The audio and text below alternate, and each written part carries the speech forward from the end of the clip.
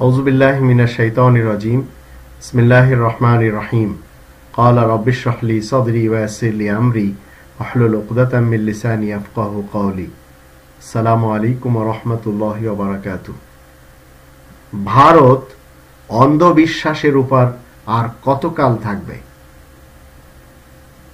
পাথরের তৈরি শিবলিঙ্গের উপর প্রতিদিন গোটা ভারতে কয়েক টন দুধ ঢালা হয়, অথচ দুধ পাথর কখনো পান করে না। দুধ মানুষের পান করার বস্তু।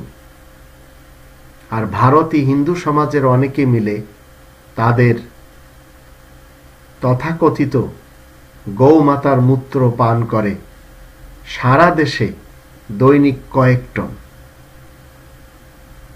আর গরিব বাচ্চারা দুধ পায় না খেতে।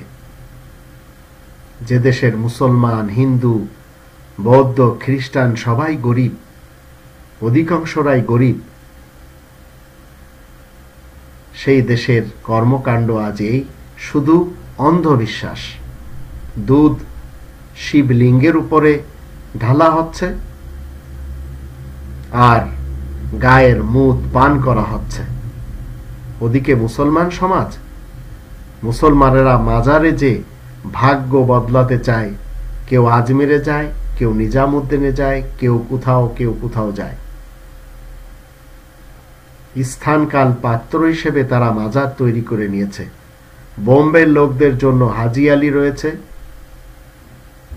আবার ইউপির লোকদের জন্য রয়েছে ভিন্ন ভিন্ন মাজার।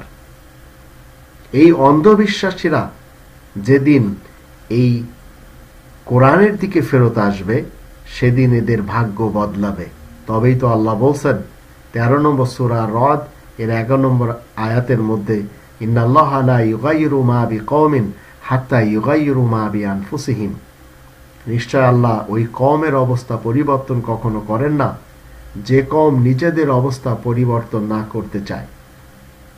তো অন্ধবিশ্বাসের উপরে আজ এত বড় একটি রাষ্ট্র চলছে তো চলছেই। আল্লাহ আমাদের সবাইকে অন্ধবিশ্বাসকে ত্যাগ করে সত্য বিশ্বাসের উপর উপনীত হওয়ার তৌফিক দান করুন।